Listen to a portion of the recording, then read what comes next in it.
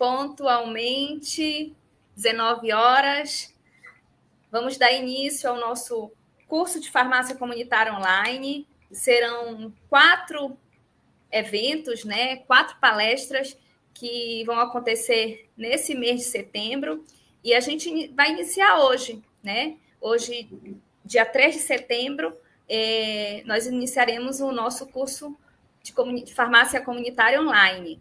Eu estou aqui com a doutora Georgette Carneiro, nossa vice-diretora, nossa vice-presidente, diretora do Conselho de Farmácia, e já está aqui para também dar boas-vindas à realização desse curso. Tudo bem, doutora Georgette? Boa noite a todos.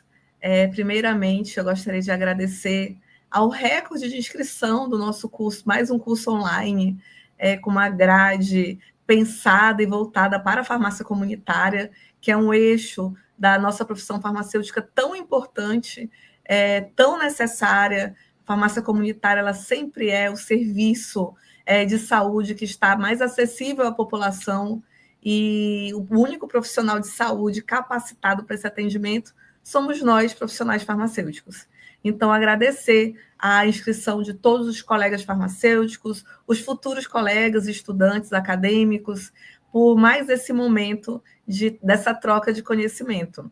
Em nome de toda a nossa diretoria, que está hoje distribuída e em missão, em outras atividades do próprio Conselho, mas a gente não pode deixar de citar a nossa presidente, doutora Carolina Reitman, a nossa diretora secretária-geral, doutora Daniele Abraão, a nossa diretora, tesoureira, doutora Brenda Batista, que estão mandando, talvez até o final da aula, se der tempo, possam conseguir entrar no finalzinho, mas, de qualquer forma, já mandou um abraço fraterno para todos que estão participando, e principalmente para a nossa palestrante de hoje, a doutora Úrsula, que, além de ter um canal muito divulgado e bastante assistido do Farma Dispensa, é nossa colega de bancada também dentro do Conselho, nossa conselheira regional dentro do nosso Conselho, está sempre imbuída nessa luta e da valorização da profissão farmacêutica. Então, assim, nossa gratidão pela abertura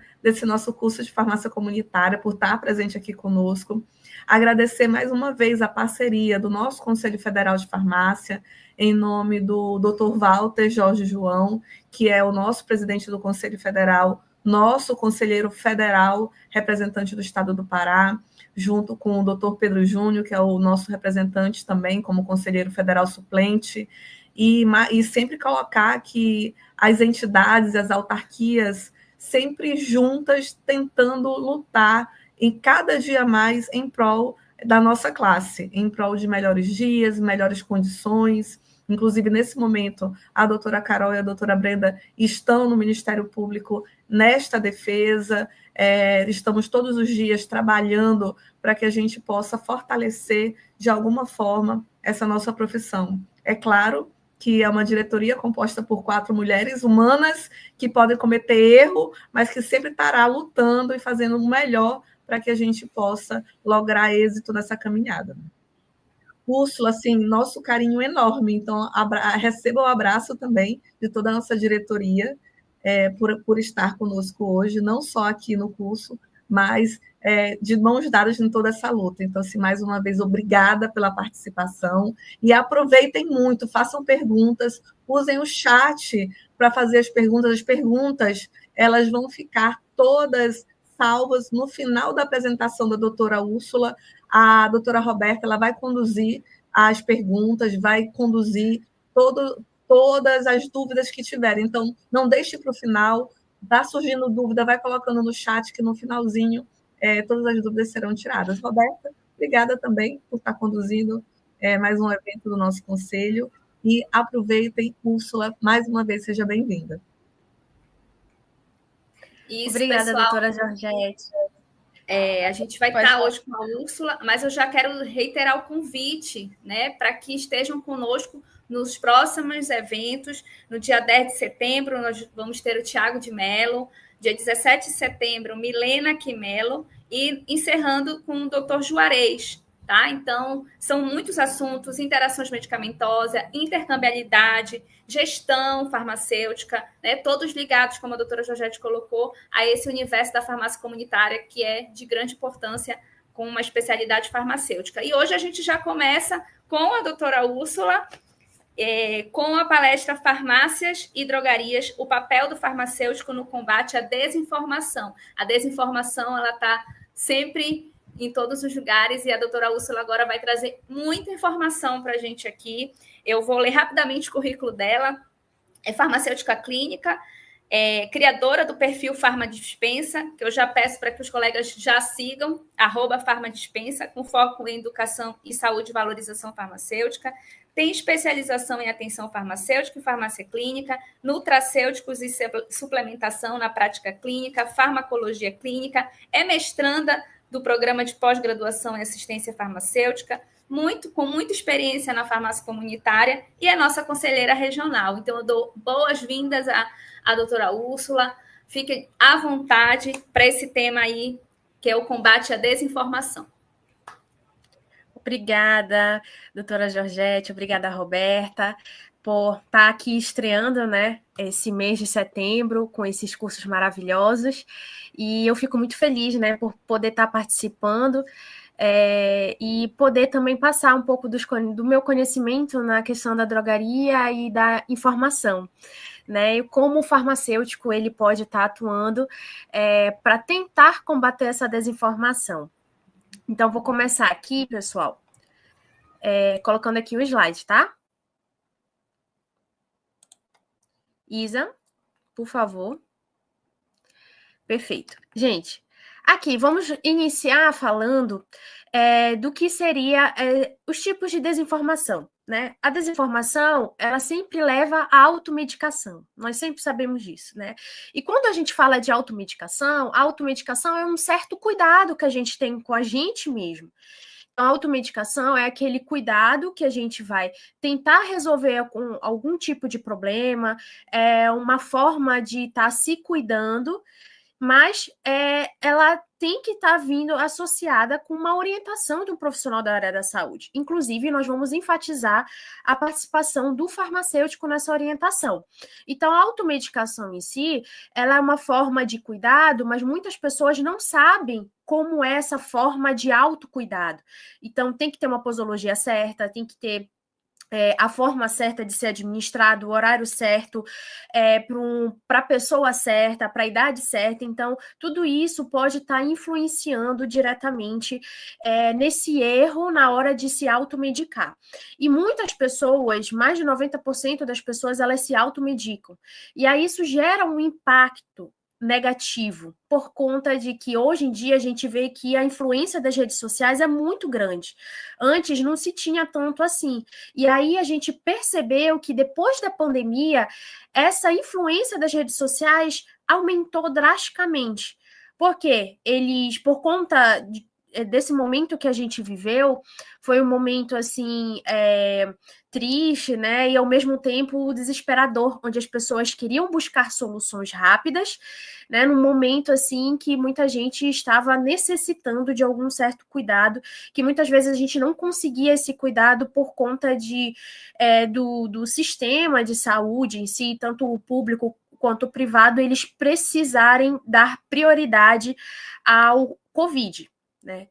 E aí as pessoas, por medo também desse problema da Covid, as pessoas procuravam muitas informações. Então, a pandemia em si, pessoal, aumentou muito o uso dos medicamentos de forma incorreta e sem orientação do profissional da área da saúde.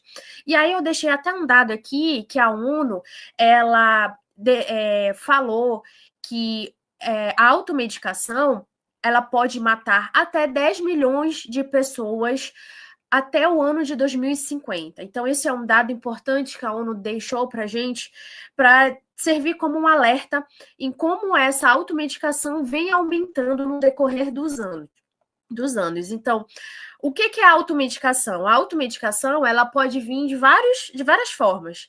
A primeira coisa é cultural. Nós sabemos que essa parte de passar informações, passar conhecimentos para para uma pessoa, seja alguém da família, um amigo, um vizinho, a gente vai passando por conta das experiências que a gente teve com os nossos avós, com os nossos bisavós, principalmente com os produtos naturais que nós vemos. Para quem trabalha numa drogaria sabe do que eu estou falando. Então, muitas pessoas gostam de usar, por exemplo, um produto natural, substituir por um medicamento, né? Ou até mesmo fazer associação com o medicamento, achando que vai melhorar ou potencializar a ação, né? Ou passar pelo processo mais rápido. Então, temos a primeira coisa, a questão cultural. A segunda é a orientação, ou seja, aquela experiência que a pessoa teve a utilizar um medicamento e falou assim: utiliza esse medicamento que funcionou comigo, foi maravilhoso, resolveu isso, resolveu aquilo, e aí isso acaba também impactando, gerando mais a automedicação. Outro ponto importante é a indução, que eu acabei de citar anteriormente, é a questão das redes sociais. Antigamente era muita questão de propagandas, né, na televisão, e hoje nós vemos muito a utilização de Instagram, de WhatsApp. É uma forma de disseminar informações muito rápido, muito mais rápido que uma simples propaganda na televisão, e que isso impacta muito na vida das pessoas. Para quem me acompanha no Instagram, eu sempre estou batendo nisso, a questão de como as pessoas passam informações sobre medicamentos dos blogueiros. A gente vê muito blogueiro indicando medicamento, indicando polivitamínico. Agora, recente, no domingo, o Fantástico fez uma chamada de atenção, que eu posso dizer, fantástica, né? O conteúdo que ele gerou em relação ao uso abusivo de vitaminas. E esse uso abusivo de vitaminas, pessoal, isso vem se tornando muito frequente.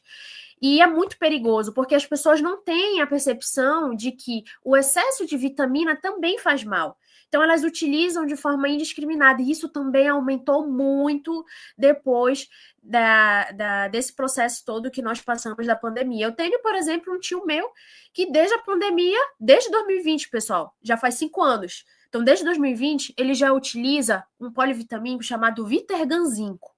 Ele usa direto. Então, vejam só o perigo, ele dizendo que ele não fica doente, não fica gripado porque utiliza o polivitamínico. Mas isso envolve vários fatores, tá? Então, a educação em saúde, ela serve muito para alertar as pessoas, e eu achei fantástica essa matéria do Fantástico. E quem não assistiu, dá uma olhadinha lá no YouTube, tá? Do Fantástico, que tá lá disponível. Então, eu coloquei os primeiros fármacos que são muito utilizados na automedicação. Em primeiro lugar, o recorde da automedicação são os analgésicos. Temos os relaxantes musculares também, temos os antitérmicos, temos os descongestionantes nasais. Então, esse é apenas um pequeno dado que eu estou deixando para vocês do quanto que as pessoas elas costumam mais procurar na drogaria, né, nas farmácias, para tentar resolver aquele problema. E como nós vemos também, quando uma pessoa vai procurar informação na internet, né? Tá sentindo algum sintoma? Tá tendo algum problema de saúde? A primeira coisa, ela vai lá na internet, e o que o Google sempre mostra? As piores opções, né, que pode existir no mundo do que uma pessoa, né, ela pode estar tendo, pode estar causando aquele problema. Essa semana, foi na semana passada, eu estava conversando com uma moça lá na academia, e ela disse assim, ela contou o histórico dela, que ela precisou parar, né, uns 2, 3 meses por conta de uma operação que ela precisou fazer, e aí na hora dela voltar, adivinhem o que ela fez? Ela pediu ajuda do ChatGPT para saber como que ela tem que voltar para os treinos. Então o médico pediu para ela começar, voltando aos poucos, né? Começa a fazer um cardio de leve, não é para começar com musculação. Então, ela estava ansiosa para querer voltar logo com a musculação, e ela se sentiu confiante em perguntar para o ChatGPT. Ela ainda falou assim para mim: Úrsula, o ChatGPT me ajuda em tudo. E aí, quando eu perguntei para o ChatGPT como que eu tenho que proceder nessa questão de quanto tempo eu tenho que fazer cardio, como que eu tenho que intensificar, quando eu tenho que aumentar, né, a velocidade do cardio, quando que eu tenho que voltar para a musculação, e ele me respondeu tudo. E aí eu acho ele maravilhoso e melhor do que qualquer profissional da área da saúde. Olha só, a questão toda de a facilidade deles conseguirem acessar informações. E até, pessoal, eu vejo muito assim, que as pessoas, elas querem procurar algo que elas querem receber. Ou seja, eu vou voltar para academia. Eu tô doida para voltar logo para academia. Ela vai conversando com o ChatGPT, o chat, não, tudo bem, pode voltar ao normal para academia, aos poucos, né? Você vai melhorando, isso não vai influenciar diretamente. Então, o chat, ele não tem uma percepção, não sabe do histórico do paciente para poder orientar esses tipos de coisa. Então, as pessoas, elas querem ouvir o que elas querem. Isso que é a verdade, né? E aí, começou essa questão do ChatGPT do ano passado para cá. Mas antes do chat, pessoal, até ainda hoje em dia, o pessoal costuma muito procurar no Google. Hoje temos também o TikTok, né? E aí as pessoas ficam desesperadas achando que está com um problema grave, está com câncer, por exemplo, né? Vai precisar de uma cirurgia. E aí eles procuram alternativas para tentar resolver aquele problema e não ir ao médico, porque eles acham que eles se sentem mais confortáveis por não precisar se deslocar, esperar uma consulta médica, que acha que demora muito. E aí, o outro ponto importante é que quando uma pessoa está sentindo algum sintoma, e que às vezes pode ser um sinal de algum problema grave, e aí o chat fala assim, não tem nada demais, só utiliza esse medicamento, ou vai com um blogueiro, ou pesquisa lá no TikTok, e aí alguém começa a indicar, olha, eu tive esse problema, e ele associa, né? Ele acha que o problema que ele está tendo, aquela pessoa que está falando também está tendo esse mesmo problema e que resolveu. Então, ele vai tomar aquele medicamento, vai administrar aquele medicamento, achando que vai resolver com ele também. E aí acaba sendo que pode ser uma possibilidade de uma doença grave. Então, ele pode estar mascarando um problema grave, né? Outra questão importante também, que inclusive até coloquei aqui, a pessoa fica confusa também com o tratamento. Como eu falei anteriormente, as pessoas buscam alternativas também de associar, né, algum produto junto com o tratamento convencional que o médico passou, ou ela gosta de substituir. Né? A gente vê muito com os idosos que eles gostam de substituir tratamentos, principalmente tratamentos com produtos naturais. Né? E recentemente também ouvi de uma outra pessoa dizendo que gosta do ChatGPT. Não, foi no meu Instagram que mandaram um direct dizendo assim, o ChatGPT é ótimo para interpretar exame. Então, vejam só o perigo disso, né? Volto a repetir, o ChatGPT não sabe do histórico da pessoa, passa informações superficiais, né? E aí, lembrem que cada pessoa tem uma situação diferente, precisa de um cuidado diferenciado, e aí o ChatGPT, claro, não vai poder substituir um profissional da área da saúde. Então, nós vemos muito essa questão de tentar substituir essa prática, né, do cuidar da saúde com um profissional habilitado. Então, eu coloquei alguns desafios que são enfrentados na prática. Primeiro ponto, quem trabalha aqui numa drogaria sabe que, às vezes, por falta de tempo, a gente acaba atendendo o paciente de forma rápida, não dá a devida atenção, e a gente precisa passar uma informação, assim, bem objetiva, bem direta, né? E aí, isso acaba atrapalhando também na questão do cuidado do paciente. E aí a dispensação acaba sendo rápida, a gente não para querer entender melhor a situação, o contexto como um todo, para tentar saber se aquele medicamento realmente é ideal. Então, às vezes, pela falta de tempo, pela demanda grande, e a gente sabe que nós, farmacêuticos, temos grandes atribuições, né? Além de atender o paciente, precisamos lançar receita, precisamos ter... assim, saber de toda a organização dentro de uma drogaria, né? Tomar todo um cuidado com a questão com a equipe, fazer treinamentos. E aí, hoje, infelizmente, nós vemos que temos também aquele trabalho a mais que o farmacêutico faz, que não é da atribuição dele. Então, o farmacêutico, de um modo geral, ele fica também sobrecarregado nessas questões de poder fazer uma dispensação correta, né, e orientar o paciente com mais calma. Outro ponto que eu achei interessante, o maior desafio é a questão da pressão comercial. quando uma pessoa, geralmente o gerente fala assim, não, foca nisso, tu tem que vender isso, né? Bora, tem que atender rápido, olha essa fila enorme, a gente precisa, né, ter um atendimento rápido.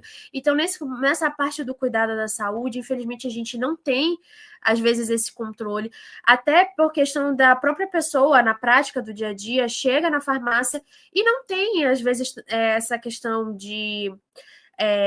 a prática, né, o cuidado ou o discernimento de que tem que ir lá com o profissional da área da saúde para saber se esse medicamento realmente é bom para ele. Então, um dos perigos que eu sempre digo que é deixar os cartelados, os medicamentos que são isentos de prescrição médica fora do balcão da farmácia. E isso também estimula a automedicação, não é verdade, pessoal? E aí, deixar os medicamentos que não são tarjados, que não precisa de retenção de receita, isso faz estimular mais ainda a automedicação, que fica exposto, né, para o paciente pegar a hora que quiser, o momento que quiser, e achar que não tem necessidade de falar com um profissional farmacêutico. E aí, quando a questão de venda, pessoal, isso é um dos grandes problemas que nós temos na atualidade, que, infelizmente, o profissional, ele precisa... né, bater meta, que isso é um dos grandes problemas que nós temos na área comercial, que a gente tem situação também que o farmacêutico, já ouvi situações que o farmacêutico não pode contrariar, né, o paciente, porque precisa bater meta, precisa vender aquele produto, independentemente se é produto natural ou não. Então, tem esse certo problema que a gente que ocorre no dia a dia. E outro ponto importante também que eu coloquei aqui para vocês é a resistência dos clientes na orientação. Quem atende aqui sabe que a maior resistência aqui é com os idosos. Por conta da questão cultural que eu falei para vocês, esse é um dos grandes pontos que a gente precisa também focar, essa questão da resistência. Como é que a gente precisa ter esse jogo de cintura que a gente fala, né? Para tentar resolver essa resistência com os clientes. Aí eu vou estar falando isso daqui a pouquinho para vocês. Então, a questão cultural, a questão de confiar mais num vizinho, confiar mais na mãe ou no pai, ou alguém que seja próximo, isso também dificulta um pouco essa relação da orientação do profissional farmacêutico com o paciente. Então, qual é o papel fundamental do farmacêutico clínico no combate à desinformação? Primeiro ponto, pessoal, empatia. O que significa a questão de empatia? A empatia é você saber escutar, é entender o que aquele paciente pensa, como que ele pensa e de onde veio essa informação. Porque muitas vezes, gente, 99% das vezes que ele chega na farmácia dizendo que eu quero essa nistatina, por exemplo, tem gente, vocês já devem ter visto, rolar muito, principalmente no TikTok, que blogueiros acabam indicando nistatina para mancha de pele, né, com creme vaginal, para ajudar nos problemas de espinha, enfim, e aí isso não tem comprovação científica nenhuma. Então, o primeiro passo que a gente tem que fazer é saber escutar o paciente, de onde gerou essa informação para ele ter esse pensamento, né? E como que ele está reagindo em relação a isso. Tem gente que chega e fala assim, doutora, eu vi isso e tal, eu estou pensando em comprar, o que você acha? Tem outros pacientes que chegam assim, doutora, eu quero comprar esse porque eu vi que realmente é bom. Aí você vê uma pessoa que está com uma dúvida e tem outras que vêm com uma certeza, né? Então a gente precisa analisar como que essa informação influenciou na vida dele. E quando a gente entende a percepção da pessoa em relação a esses medicamentos, as informações que foram geradas, a gente precisa lidar com isso. A primeira coisa é utilizar termos simples, que não sejam técnicos.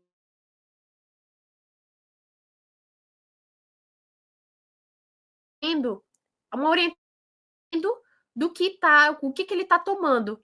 Uma orientação dele entender e discernir do certo e do errado. Como? Por exemplo, a gente fazer analogias. Eu trouxe, inclusive, um vídeo aqui que eu vou mostrar para vocês um exemplo de uma farmacêutica que ela atendeu um um cliente que ele é ladrão. E aí ela fez uma analogia muito bacana com a questão da amoxicilina com clavulunato, que ele não estava entendendo qual a diferença da amoxicilina para o amoxicilina com clavulunato. E aí eu vou colocar aqui para vocês verem o vídeo. Isa, coloca o vídeo para mim, por favor. Aqui na farmácia agora. E aí ele queria comprar amoxicilina, mas a receita dele era amoxicilina com clavulanato. E aí eu falei pra ele que não podia vender. Aí ele falou, mas qual que é a diferença? Eu expliquei ele, porque eu falei, você tá me tirando, não tô entendendo nada que você tá falando. Aí eu peguei e falei assim, moço, você trabalha com o quê? Porque eu ia associar o que ele trabalhava com o mecanismo de ação pra ver se ele entendia. Aí ele falou, você tá me tirando, sou ladrão, não trabalho não. Aí eu peguei e falei, então pensa da seguinte forma, a bactéria é um ladrão. E a amoxicilina, que é o antibiótico que você quer tomar, é a polícia. A polícia prende o ladrão, certo? Certo. Só que a bactéria, ela tem uns parceiros de fuga. E aí tem um parceiro dela que é beta-lactamase, que é uma enzima que ela produz, e aí ela consegue dar fuga na polícia. Quando ela consegue dar fuga na polícia, é porque o seu organismo está resistente. Então, o que acontece? O médico passa amoxicilina com clavulanato. A amoxicilina com clavulanato é o BOP. O que o BOP faz? Fecha todas as saídas, bloqueia tudo. E aí, a amoxicilina consegue chegar e prender a bactéria. Entendeu agora? Essa aí que é a diferença. Pode voltar, Isa, por favor. Vocês viram a analogia que ela fez? Ela fez uma analogia para um cliente que é ladrão. Então, é isso. Eu quis trazer um exemplo para vocês. Porque a gente precisa utilizar os termos que a população é acostumada a utilizar. Né? Um paciente idoso precisa ter uma certa delicadeza, um certo cuidado a mais na hora da orientação, na hora da indicação, que aí eles, dependendo, né, do paciente idoso, claro, tem uns que têm um discernimento melhor que os outros, mas a maioria, no caso que eu trabalho com público leigo, que é um público de baixa renda, então eles precisam de uma informação um pouco, né, mais detalhada, precisa de uma atenção um pouquinho maior, utilizar uma linguagem super acessível. E aí, o que eu digo, no meu Instagram, para quem me assiste, sabe que eu não uso termos técnicos, eu sempre utilizo termos acessíveis para que a população entenda. Eu já fui criticada por um farmacêutico no meu próprio Instagram, que ele comentou no meu vídeo, quando eu peguei um corte do meu programa, que eu faço uns cortes do meu programa e vou postando, né, as falas importantes durante o meu programa. E aí, eu estava falando sobre o AS. E aí, quando eu falei do AS, eu falei de afinar o sangue. Nós, farmacêuticos, vocês também que são farmacêuticos, estudantes de farmácia, nós sabemos que afinar o sangue é uma palavra que não é correta. Nós sabemos que devemos falar de uma forma mais adequada. Mas, entre a gente, os termos técnicos têm que ser utilizados entre os profissionais da área da saúde. Quando é com paciente, pessoal, eu vou falar sim, afinar o sangue. Eu vou falar. E aí, o meu público, um dos pontos que eu vou enfatizar com vocês depois, que é vocês saberem qual tipo de público que vocês querem atingir. São profissionais da área da saúde? É o público leigo? Então, o foco do meu Instagram, do Farmadispensa, sempre foi o público leigo. Então, sempre vou utilizar palavras mais simples possíveis. E fazer analogia, pessoal, é muito importante, porque a pessoa ela consegue fazer essa percepção, né? Conseguir diferenciar por que isso é mais importante, por que isso não é tão importante. Então, a gente precisa se adaptar a como o público ele é acostumado a absorver aquela informação. Então, não adianta, por exemplo, um público leigo, a pessoa chega e fala assim, eu quero essa amoxicilina. Já chegou o paciente falando assim, eu quero amoxicilina que eu tô com dor no ombro. Eu quero amoxicilina porque eu tô com dor de cabeça. Eu quero Buscopan porque eu tô com dor na coluna. É muito comum, pessoal, infelizmente. E aí vocês vão falar o quê para eles? Ah, não presta, isso não serve. Eu vou te indicar isso, isso, isso. Isso não é uma forma adequada. Você não vai conseguir convencer aquele paciente. Como é que você consegue convencer o paciente? Não é só dizendo assim, você vai morrer, ou você vai ficar doente, ou isso não presta. Não é. Você conversar com o paciente, convencer, explicar o motivo por que aquele medicamento não é ideal e quais são as outras opções que são melhores e como aquele medicamento vai reagir no seu organismo, tá bom? Outro ponto importante é utilizar muitos recursos visuais. Para quem quer atuar nas redes sociais, que é muito importante, um dos pontos também que eu vou estar enfatizando com vocês, que é a utilização de vídeos, de imagens que ofereçam algo didático. Então, paciente, hoje nós precisamos mostrar para o público leigo algo didático e de fácil entendimento. Não é só a linguagem que eu falei para vocês, mas a questão visual. A questão visual, ela importa muito. E isso chama muita atenção. Questão visual com imagens, interações, animações, cores. Tudo isso chama atenção. São os pequenos detalhes que quem atua nas redes sociais precisa ter precisa entender um pouquinho como é que funciona, entender também o público, né? Como aquele público vai receber. Olha, eu vou dar um exemplo. Antigamente, quando eu não entendia muito de rede social, eu começava a postar. E aí, com o tempo, eu via que as pessoas não gostavam muito quando eu postava algo sobre alguma doença. Então, meu engajamento caía muito. O meu público, eu percebi que o meu público gostava mais de quando eu falava de medicamentos, interação medicamentosa, para que serve aquele medicamento. Então, meu engajamento aumentava. Então, com o tempo, vocês vão percebendo também e conhecer o que o teu público quer de você. Existem profissionais que eu vejo que gostam, que o público deles gosta, que fale de doença, mas o meu público não, meu público leigo não. Inclusive, até os profissionais da área da saúde, que hoje eu consigo atingir até os médicos, dentistas, fisioterapeutas, médicos veterinários, porque eles adoram as informações sobre medicamentos, que é algo que eles não têm certo conhecimento, que nós dominamos, que é a farmacologia. Então, eles gostaram do meu conteúdo porque eu falo de uma forma acessível e fácil, que até para o entendimento deles. Olha só, se eu fosse falar de uma forma um pouco mais técnica, um pouco mais farmacológica, acredito que nem esses profissionais eles iam entender a informação que eu ia passar. Então, meu público é esse, pessoal. Eu consegui atingir esse público.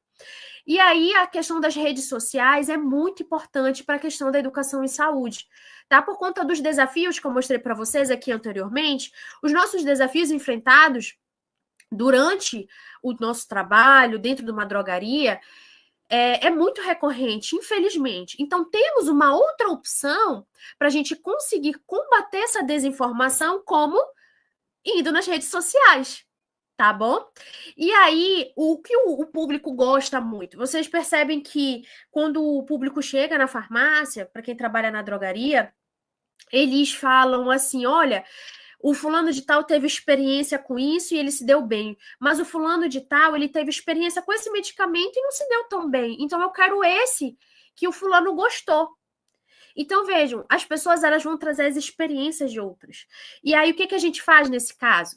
Não é só dizer assim, não é assim, é melhor você utilizar isso. Não. A gente também trazer a nossa experiência. Como, por exemplo, as pessoas às vezes falam que tem um medicamento X que se deu muito bem.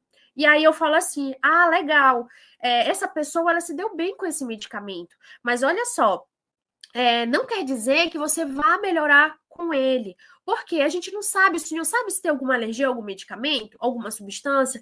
Não. O senhor já tomou dipirona alguma vez? Eu não sei. Aí eu falo assim, aí quando eu faço esses questionamentos, ele fica com uma pulga atrás da orelha. Por quê? Eles não imaginam. Então, não adianta só dizer não para eles ou tentar assustar, mas passar a informação e passar também a sua experiência para eles, porque eles gostam muito dessa questão de experiência, pessoal. E aí eu falo assim, olha, por exemplo, a minha irmã, por exemplo, tá? A minha irmã, ela tem alergia de pirona. E aí, esse medicamento que o senhor está querendo levar, imagina só, a minha irmã não sabe que tem alergia de pirona e ela fica alérgica de pirona. E aí? O que o senhor faz se fosse no lugar dela? Aí ele fica pensativo. Aí eu falo assim, vamos optar por um outro medicamento que seja mais ideal para o senhor e que não corra tanto risco de alguma interação medicamentosa, né? Dependendo de acordo com a anamnese que eu for fazer. o histórico dele, para não correr o risco de interação medicamentosa, questão alérgica, né? Saber o estilo de vida do paciente também. E aí, isso tudo a gente pegar, usar como contraprova, né? Não sei se vocês já ouviram falar. Eles trazem as experiências deles e eu levo também as minhas experiências com conhecimento, com embasamento científico. Vejam só que eu até coloquei aqui no meu slide que é experiência individual versus ciência. Então, você utiliza a linguagem, o pensamento do que o paciente vem trazendo para você contra ele mesmo através de evidências científicas. Questão também de rede social. Quando a gente passa alguma informação, a gente não pode dizer nunca, nem em rede social, nem pessoalmente, dizer que a gente acha, tá? A gente não pode achar nada, a gente tem que ter comprovação científica. Ah, mas eu não sei realmente se isso é bom ou não. Então, diga assim ao paciente, olha, eu vou investigar melhor essa situação e aí eu vou lhe dar um retorno. Mas de antemão, porque o cliente não gosta de sair sem nada, né? Mas de antemão, bora, eu vou lhe indicar isso, que aqui ele é bem melhor, esse daí ele é mais indicado, ele é mais ideal. Então, assim, nunca digam que vocês não sabem ou nunca digam que vocês acham, que vocês passam total esqueci a palavra, vocês não vão estar influenciando aquelas pessoas, né? E aí você vai estar se descredibilizando totalmente, tá bom?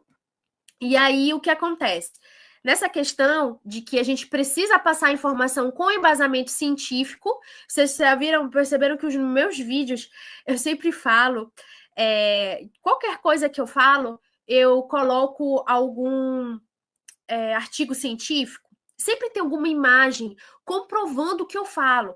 Mas antes de comprovar o que eu falo, eu preciso saber das fontes de onde vem. Então, vocês precisam entender também algumas fontes de informações que são seguras para o paciente, que, inclusive, os pacientes não sabem de onde pode tirar fontes seguras, né? As pessoas não sabem de onde pode vir informações seguras, ideais. Então, nossa função, a nossa importância é de sempre orientar os pacientes. O quê? Coloquei alguns pontos importantes, além dos artigos científicos que eu falei, o Ministério da Saúde. Mas qual foi o site? Foi um blog? Né? Foi alguma informação assim esporádica de algum site?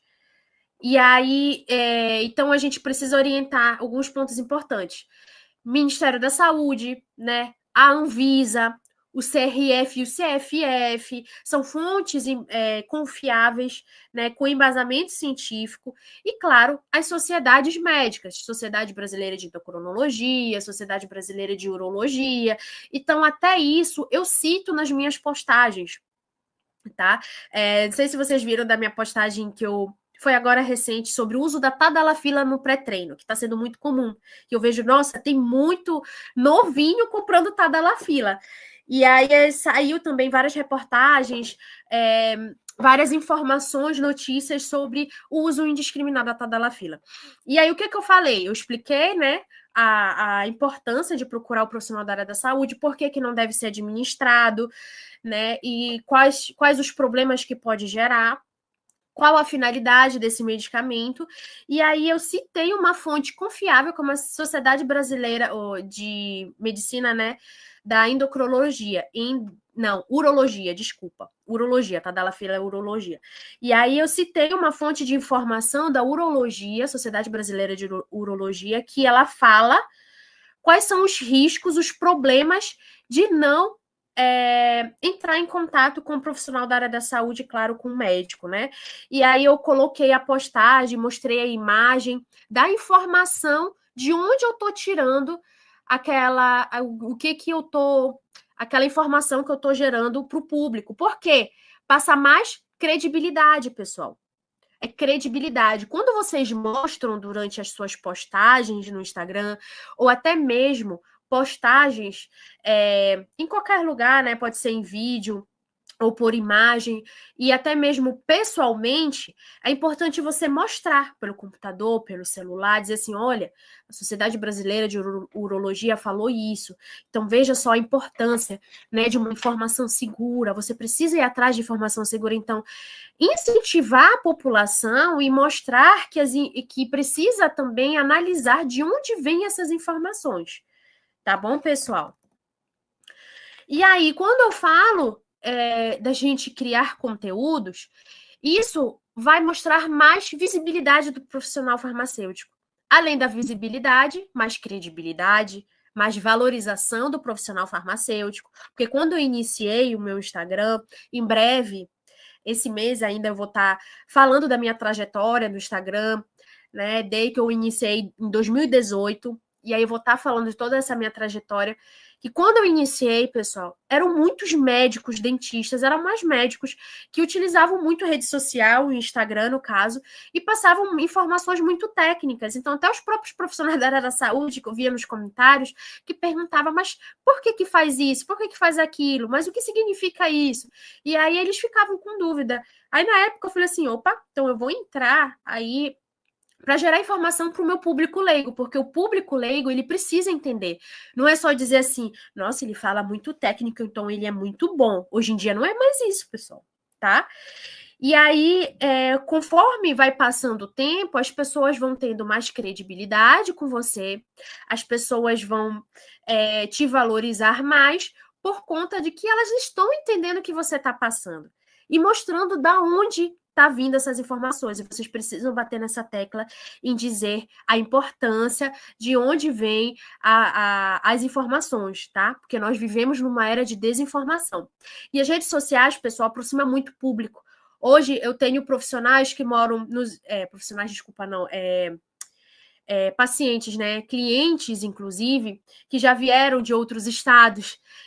Tem pessoas que me seguem de outros países, por exemplo, eu já vi dos Estados Unidos, do Líbano, por exemplo, que eu tenho a minha família que mora lá. Eu conheci farmacêuticos que moram no Líbano e seguem meu perfil. E aí a gente tem essa proximidade, pessoal. A gente acaba criando laços com os seguidores, eu sempre procuro responder todo mundo, para ter essa questão de proximidade. Às vezes, da gente não se falar tanto, você acaba se conectando com aquela pessoa, não é? É por isso que os blogueiros, por exemplo, têm tanta influência, porque eles postam o dia a dia deles, falam da vida deles, e aí, querendo ou não, acaba aproximando muito vocês, né, desses blogueiros. Então, isso, o farmacêutico precisa disso também, atuar nas redes sociais por conta disso. E aí fortalece muito a nossa profissão, né? Mostra a nossa autoridade e confiança, né? Mostrar que o farmacêutico ele domina a farmacologia, mostrar que o farmacêutico sabe o que ele está falando, né? E não deixar com que os outros profissionais da área da saúde dominem as redes sociais. Nós temos mais de 140 áreas de atuação dentro da farmácia. E nós podemos utilizar qualquer área da nossa atuação dentro das redes sociais também, trabalhando, gerando renda, ou como um hobby, que no meu caso, o meu Instagram é como um hobby, né? Só realmente para fazer uma educação em saúde. E aí é o nosso papel contribuir com a saúde da população, que a gente tem que tirar da nossa cabeça que a gente não tem que contribuir apenas quando a gente está lá no balcão, ou quando a gente está dentro da nossa casa para orientar um amigo, ou algum familiar, ou algum vizinho, que a gente precisa ter uma mentalidade muito além, da gente entrar nas redes sociais e nos mostrar mais. Que aí a gente precisa utilizar as redes sociais ao nosso favor. E aí a gente consegue alcançar várias pessoas, várias. E aí isso é muito importante. Eu sempre tento incentivar todo mundo a entrar nas redes sociais. Inclusive, pessoal, eu trouxe uma resolução do Conselho Federal de Farmácia que ele nos respalda a nossa atuação dentro das redes sociais. Vocês sabiam disso?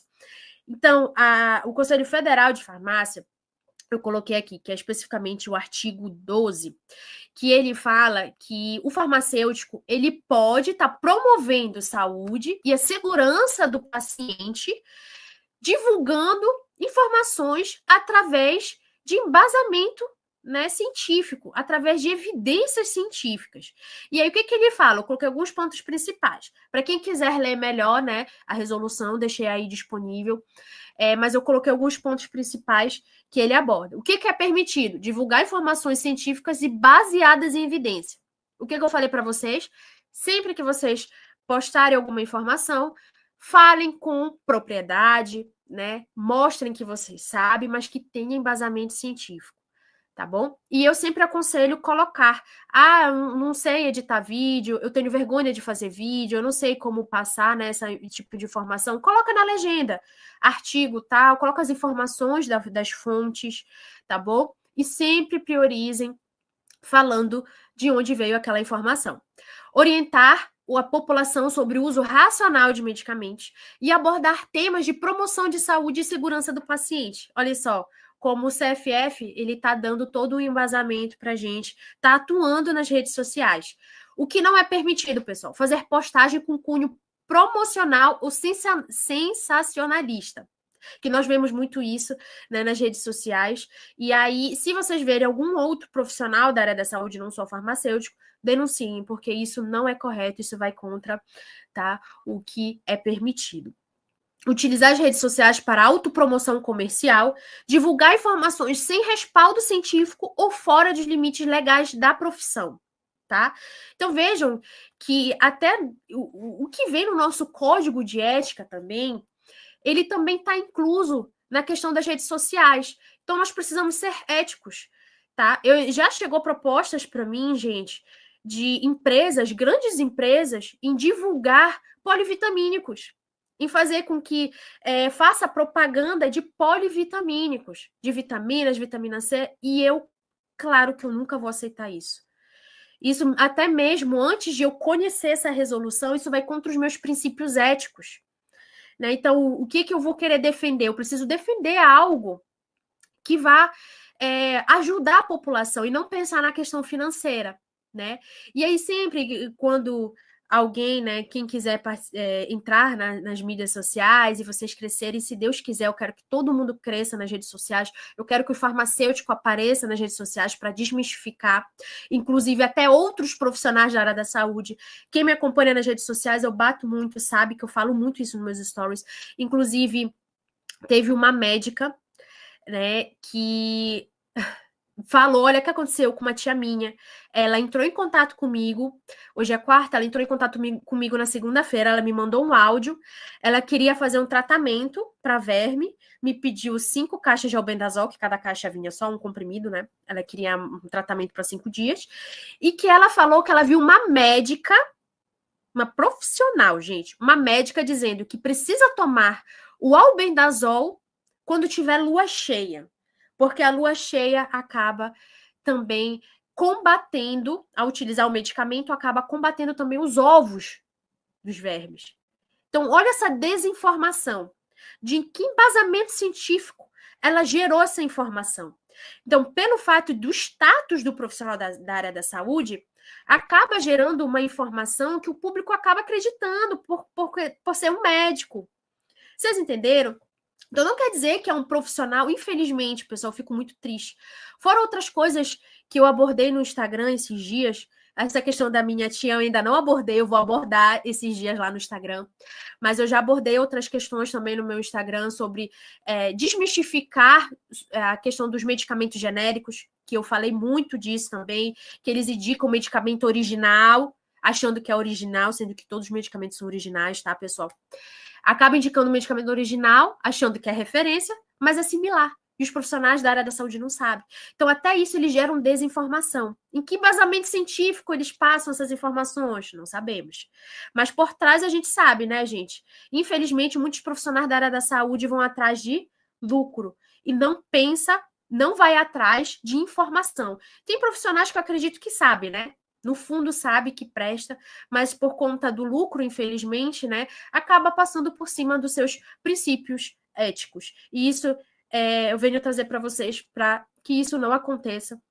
Eu sei que nós somos profissionais comprometidos e eu espero isso também de todos vocês. Tá bom, pessoal? Infelizmente, a gente não vai combater desinformação só de blogueiros. Infelizmente, a gente vai precisar combater desinformação até de profissionais da área da saúde. Infelizmente. Então, dentro das redes sociais, o que a gente precisa entender? Precisamos nos capacitar. Hoje, nós temos várias especializações, temos cursos que o próprio conselho, né, ele acaba ofertando para a gente, o Conselho Regional de Farmácia do Pará, o Conselho Federal de Farmácia, acaba ofertando cursos para a nossa capacitação. Então, sempre façam cursos de capacitação, se especializem, façam especialização na área que vocês se identificam. A gente nunca deve parar de estudar, tá bom? Ah, eu me especializei, eu fiz mestrado, ótimo, continue estudando. O profissional que fica estagnado nos estudos, fica estagnado profissionalmente, fica estagnado para o resto da vida e nunca vai evoluir, tá? Inteligência emocional, trabalhar em rede social, pessoal, não é fácil. As pessoas olham, olha, ela tá bem e tal. Sim, estamos bem. Mas trabalhar em rede social, pessoal, demanda tempo. Precisa elaborar roteiro, precisa pensar em temas que são muito relevantes. Quais são os temas que as pessoas procuram para a gente conseguir combater essa desinformação? O que está influenciando mais ainda a população? E fora que, além disso, a gente precisa ter todo um embasamento científico. Porque se vier algum profissional bater de frente com você, opa, eu tenho aqui comprovação. Tá bom?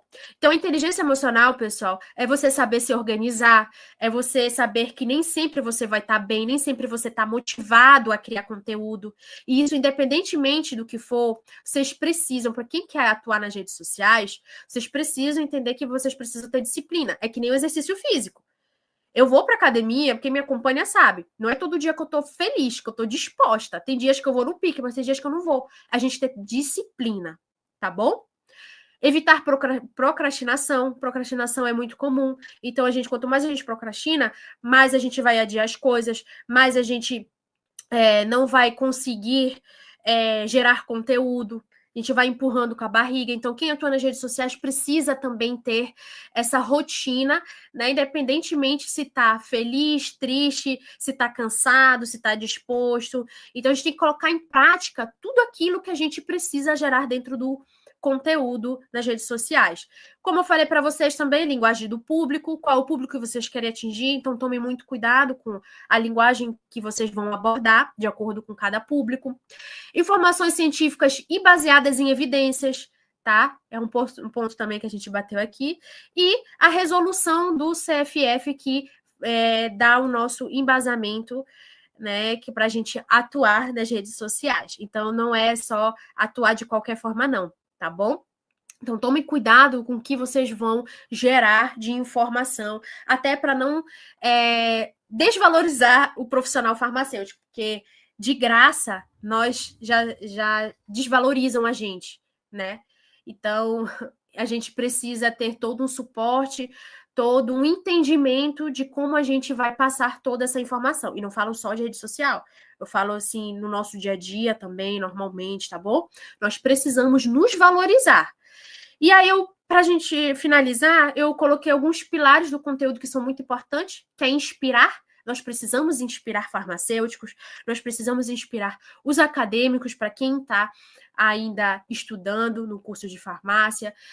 Nós precisamos ensinar, conectar com as pessoas, que não adianta só gerar um conteúdo se a gente não consegue se conectar com ele. Por isso que eu falei para vocês, a gente precisa ver o que o nosso público quer da gente, o que o nosso público quer saber das nossas das informações em geral, tá? E engajar. Engajamento faz com que chegue mais informações. Você sabe que o algoritmo do Instagram também ele funciona assim, quanto mais curtida, mais comentário, mais ele vai entregar para as pessoas que procuram sobre esse assunto. Então, se a pessoa procura muito a questão de Tadalafila, como eu falei para vocês, aí o pessoal curtiu, comentou, então essas informações acabam gerando mais visualizações e vai chegando mais às pessoas que procuram esse tema, que não te seguem, vocês sabiam? Então é isso, o algoritmo do Instagram faz isso, inclusive no YouTube, no TikTok também, tá bom? E o que pensam das redes sociais? É só um esforço, mas na verdade não é. O que realmente está por trás desse esforço? Primeira coisa, planejamento, né? Depois, estudo, treino. Não é fácil fazer vídeo. Tem gente que não vai se identificar em fazer vídeo, né? Ah, não gosto, eu tenho vergonha. É questão de treinamento, pessoal. Eu tinha muita vergonha. Em breve eu vou estar colocando, disponibilizando para vocês a minha trajetória. Eu tinha muita vergonha de falar, mas eu sempre gostei de explicar, mas eu tinha muita vergonha de falar para o público. Então, é tudo questão de treinamento.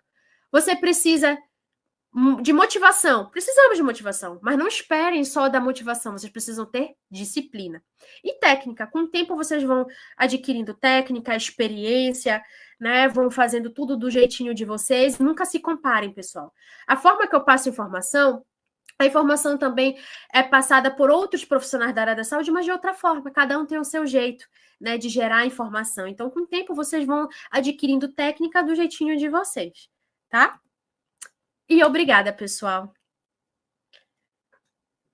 Finalizamos aqui mais uma palestra. Muito obrigada. Muito obrigada, doutora Úrsula, que eu também não comentei anteriormente, mas é professora, né, de algumas instituições de pós-graduação, e ganhou a premiação farmacêutica em 2020. Então, já estou colocando essas informações para os nossos colegas. Nós tivemos vários comentários, né, reiterando a importância dessa linguagem para o leigo, né, uma linguagem mais acessível, clara. Nós tivemos alguns comentários também defendendo o nosso chat GPT, né, que é uma inteligência artificial, e temos o colega Luiz Dixon, que é de Santa Bárbara, até comentou que o leigo, ele sabe mexer na inteligência artificial, mas quem é o profissional que sabe interpretar da melhor forma é o farmacêutico. Então, a gente já reitera aqui a importância do papel do farmacêutico, né, mesmo quanto ao uso da inteligência artificial, de estar com aquela informação da forma correta, né, receber de forma correta. Então, a gente tem que auxiliar os nossos pacientes aí quanto a isso. Então, baseado nisso, eu vou fazer uma pergunta, que é como, de fato, diferenciar essas informações uma informação segura, né, de uma informação perigosa. Como o profissional farmacêutico pode ter esse auxílio da informação, uma informação boa e de uma informação que pode ser perigosa? Primeiramente, quando a gente assiste algum conteúdo de qualquer profissional, pode ser profissional, pessoa leiga, que hoje em dia a gente vê muito blogueiro, quando eu sempre falo assim, mesmo sendo profissional da área da saúde, a gente precisa saber de onde veio essa informação. Porque, como eu falei, existem profissionais médicos, infelizmente, como citei alguns exemplos, que passam desinformação. Como é que eu vou saber se é bom ou não é bom? Primeira coisa, entrar nos sites confiáveis, como eu já falei aqui, né? Os sites, por exemplo, olhar no Ministério da Saúde, ver se tem alguma informação lá, Sociedade Brasileira de alguma especialidade. Então, eu gosto muito de entrar, por exemplo, nos sites médicos de sociedades brasileiras médicas para saber o que eles abordaram sobre aquele assunto. Não abordaram nada ainda, mas estão utilizando, né, indiscriminadamente, está começando, né, toda aquela informação falsa. Vamos para os artigos científicos? Vamos ver o que os artigos científicos eles estão abordando do uso sobre esses medicamentos. Não tem nada ainda explicando. Então, vamos dar uma segurada? Então, não quer dizer que aquela informação que foi gerada, que você não achou nenhuma evidência científica, não viu nenhum site dos conselhos de medicina, de farmácia, das sociedades brasileiras em geral. Então, não quer dizer que vai ser seguro. Então, essa informação que a gente tem que passar para o paciente é muito importante. Olha, não está tendo nenhuma informação, nenhuma evidência científica de que isso é seguro. Então, não estou dizendo que não é bom, mas também não estou dizendo que é ruim. Então, quer dizer que ainda não teve pesquisas sobre isso. E aí a gente precisa falar para o nosso paciente e até para os profissionais, né, da área da saúde para ficarem atentos. Então, nunca dizer que a gente acha. É só sempre dizer assim, não existe evidências científicas. E claro que o profissional precisa procurar, que são as fontes importantes que eu deixei aí para vocês. Então, sempre tem que ter um embasamento científico e alertar o profissional... o público leigo, né, se aquela informação que alguém passou para ela não vai garantir aquele tratamento. É a mesma coisa quando chega um profissional ou uma pessoa leiga, no modo geral, fala assim, doutora, tem esse medicamento aqui, eu vou tentar para isso.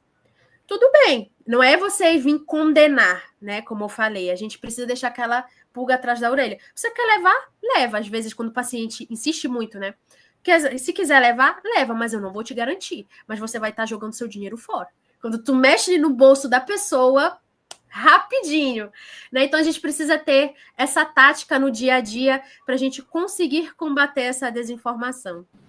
Eu acho um dado super importante para acrescentar nessa colocação, que é a tática do dia a dia, mas a tática do convencimento. Porque nós já temos também vários artigos científicos que comprovam que a incredulidade, às vezes, no tratamento pode interferir na qualidade do tratamento. E relacionar todo o meio cultural, todo o meio de vivência do paciente para manter a adesão do tratamento, ela é primordial. E o melhor profissional, aí volta até para o iniciozinho que a Roberta falou, o melhor profissional realmente para, de fato, fazer com que algumas crenças, algumas caiam por terra, é o profissional farmacêutico, né? Que tem essa capacidade, realmente tem embasamento. Agora, nós não podemos, de forma alguma, nos deixar parar no conhecimento. Tá sempre se atualizando, é muito importante. Inclusive, por isso que o Conselho até traz essas formas de capacitação, de renovação de conhecimento, trazer mais conteúdo, porque nós, às vezes, ficamos presos na atividade do atendimento do dia a dia e esquecemos que nós também precisamos estar nos atualizando, porque o mundo hoje, tudo é muito rápido, e tem pacientes que acessam, não são só os profissionais, né, que acessam os próprios chats GPT, acessam informações do Dr. Google e acha que isso é suficiente para conduzir tratamento ou para poder fazer uma análise da continuidade ou não do tratamento. Isso é importantíssimo, realmente. Só para complementar isso que tu falou, eu lembrei de uma situação que falaram comigo no direct, que como eu sempre falo dos medicamentos genéricos, aí teve um relato que a moça falou assim, uma paciente, ela faz inalação com Berotec, e aí ela não queria comprar o genérico, porque ela disse que ela utilizou o genérico e não funcionou, então só funciona o Berotec. Aí olha o que ela fez, eu não sei se é irmã, algum parente dela, e ela foi fazer essa inalação para essa pessoa e colocou o medicamento genérico sem ela saber, como tu falou, questão psicológica, né? E aí ela colocou o genérico na inalação dela e ela foi inalando, e ela estava indo bem, tudo. Aí depois de uns dias ela fazendo essa inalação, ela comentou com essa pessoa que disse que o medicamento genérico não prestava, e ela disse assim que ela estava colocando o medicamento genérico na inalação dela para que realmente ela entenda que aquele medicamento genérico influencia, sim, que ajuda, sim, que o psicológico acaba também gerando todo esse processo, como a doutora Georgette falou. E ela ficou assim, sem reação, eu perguntei para a moça, né? E aí, qual foi a reação dela? Ela disse, ficou toda sem graça, ficou sem reação. Então, o próprio psicológico influencia muito no tratamento, né? E quando ele coloca aquilo na cabeça, realmente, então, como eu digo que o profissional farmacêutico, ele é tão importante que ele é o primeiro farmacêutico, o primeiro profissional que tem um contato direto com o paciente, antes de chegar com o médico, antes de chegar com o enfermeiro, não é verdade? Então, essas informações corretas e com credibilidade precisa partir da gente, sempre. E aí também a gente passa até a entender um pouquinho dos estudos off-label, né? É uma das razões da aplicação off-label. Né? Então, às vezes nós estudamos, lemos artigos e não entendemos o fundo, né? O que a natureza de onde surgiu cada método, né? Método randomizado, mas nem sempre a gente se preocupa em conhecer os meios de pesquisa e por que esses métodos foram estudados e por que viraram metodologias de pesquisa. E aí vem uma das práticas do próprio estudo off-label. Verdade. É isso mesmo. Olha, aqui no chat... muitas pessoas elogiando, doutora Úrsula, as informações. Eu acho que sempre é um tema que a gente acaba desdobrando, porque é transversal, vai puxando outro. Então, assim, deixa eu ver, tem mais uma pergunta. Eu só até gostaria de, né, até te cortando, Roberta, desculpa, não é uma pergunta, mas tem um comentário da Noélia Gomes aqui no chat, que eu estou acompanhando, que eu achei bem legal, que ela coloca, eu tinha uma professora que falava, você não sai da faculdade sabendo tudo, mas você sai sabendo onde buscar informações seguras para orientar o paciente. Mas e essas informações hoje, nós já falamos, e foi muito bem explicado pela doutora Úrsula, hoje elas são muito rápidas e as mudanças de fontes de informações também. Então, está se atualizando para saber que não só as mesmas fontes seguras fixas, mas que tem várias fontes surgindo dia após dia. Como ela bem falou, fontes fidedignas, né? Fontes fiéis, fontes científicas, para que as informações sejam repassadas. Algumas pessoas colocaram algumas situações não científicas. Então, o farmacêutico é o profissional que tem que estar atualizado e ligado nas informações científicas. Então, vamos lá, colegas, fiquem atentos às próximas programações também. Semana que vem, né, doutora Georgette? Repete a agenda novamente, Roberta. Vou repetir para vocês. Semana que vem, já anotem aí, já coloquem a programação. Nós vamos estar com Tiago de Mello. Tiago de Mello vai estar conversando sobre interações medicamentosas. No dia 17, a Milena Quimelo, que também esteve no congresso, né? Também é youtuber, influenciadora, com muitas informações super científicas. Então, também vai estar conosco falando de intercambiabilidade. E encerrando o professor Juarez, que também é nosso conselheiro, nosso professor, vai estar falando de gestão farmacêutica. Então, a gente já tem uma programação extensa aí nesse mês de setembro. Vocês já viram que nós temos um elenco de gigantes. Iniciando hoje.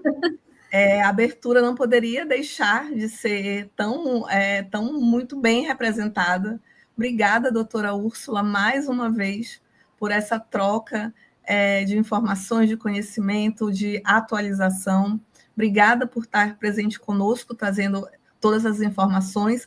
Obrigada a todos que estão acompanhando numa noite de quarta-feira, mas teremos outras noites de quarta-feira, portanto, a partir de agora, não agendem nada para quarta-feira à noite. Quarta-feira à noite, o encontro é conosco aqui do Conselho Regional de Farmácia do Estado do Pará, e esse curso de farmácia comunitária que promete cada dia mais.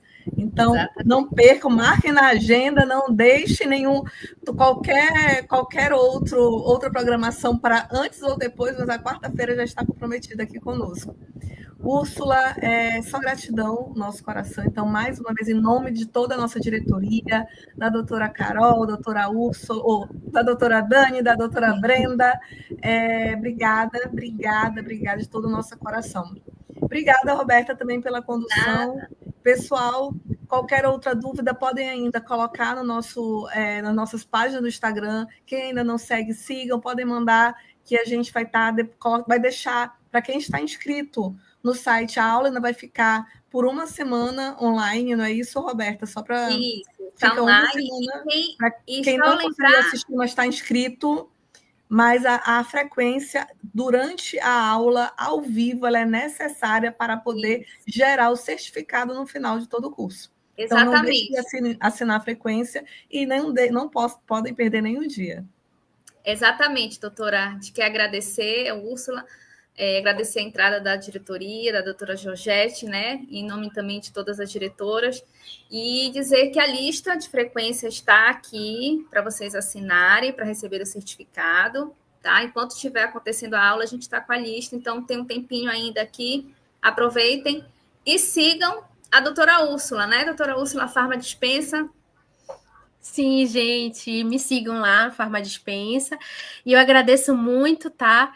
Roberta, a doutora Georgette, a Dani, a Carolzinha, a Brenda, eu agradeço muito a todos vocês por estar iniciando aqui mais um projeto do Conselho, né? Um projeto muito bonito, que é a área da farmácia comunitária que eu amo muito, e eu agradeço muito por me convidarem, né? Por fazer parte desse elenco, eu fico honrada e sempre que precisarem eu vou estar aqui à disposição.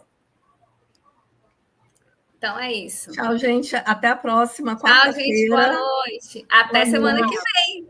Tchau, Até semana que vem.